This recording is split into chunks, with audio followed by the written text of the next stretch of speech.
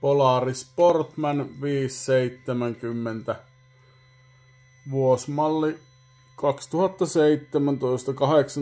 2017-18. Niin 404 tuntia pilkku 2. Ja huolto. Ilman suodatinta ja takaperäöljyt on nyt laitettu ja etuperäöljyt on laitettu.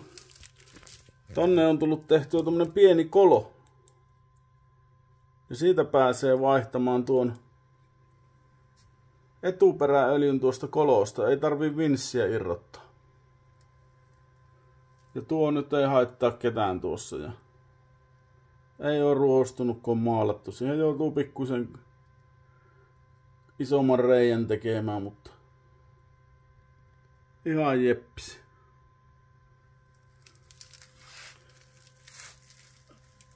On laitettu rasvaa tuonne nippoihin. Takana kanssa on laitettu. Ainut mikä sattuu olemaan, niin oli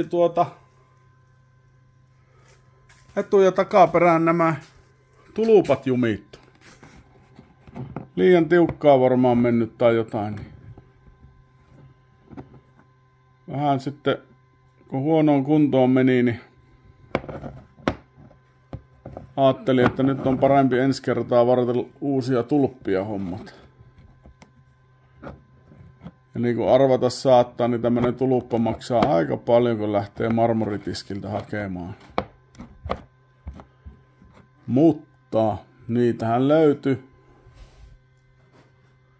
jyväskyläläisestä hydraulikliikkeestä. Ja säästää aika huomattavasti. Otin sitten 8 niitä. Ei ollut magneettia. Magneetti se olisi tilaamalla saanut, mutta nyt en tähän hätään ottanut sitä. Ei ollut magneettia tässä entisessäkin. Ja sama juttu. Tämmönen oli alkuperäinen moottoriöljyn pohjatuluppa. Niin nyt laitoin tämmösen. Sieltä löytyi tämmösiä.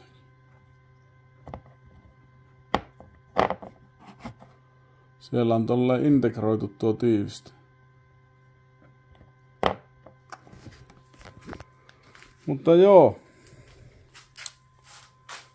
Mitäs sitten? Öljyt pitää laskea koneeseen ja sitten vielä sytytystuluppa vaihtaa.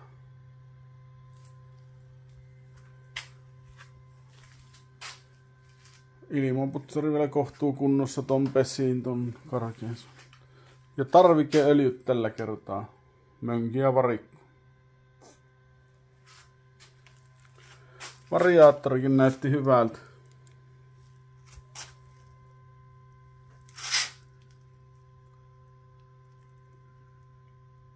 Venyttelin vähän ja kattelin noita käpälien päitä, niin on ne paljon paremmassa kunnossa kuin siinä on yksi purettu variaattori. Tuolla variaattorilla ajettu 1100 tuntia. Se on ollut 570 Rangerissa. Ja siinä on noin kytkin variaattorin painot. Miten se nyt zoomaisi vähän tarkemmin? Niin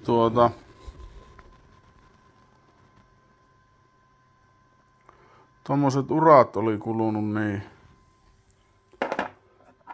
Ja myöskin pultteihin oli kulunut oikein kunnon urat. Mut siihen tuli laitettua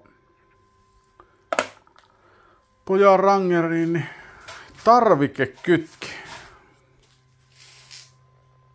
Tuommoinen alkuperäinen maksaa 922 € marmoritiskillä, niin Ruotsista sai tilattua 310 tarvikkeen ja on se nyt sillä ajellut jo parikymmentä tuntia ja eipä huomaa uuteen tai alkuperäiseen mitään eroa.